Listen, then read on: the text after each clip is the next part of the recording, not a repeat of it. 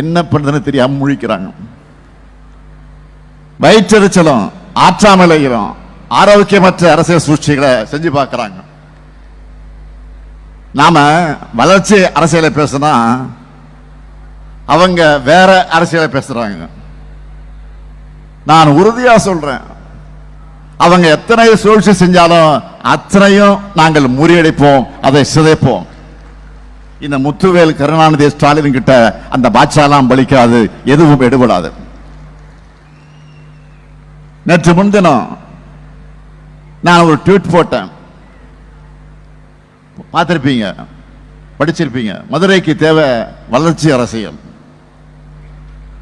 அதை நிரூபிக்கிற வகையில் இந்த நிகழ்ச்சி முன்னாடி 36,660 கோடி ரூபாய் முதலீடுகள் மூலம் 56,916 பேருக்கு வேலைவாய்ப்புகளை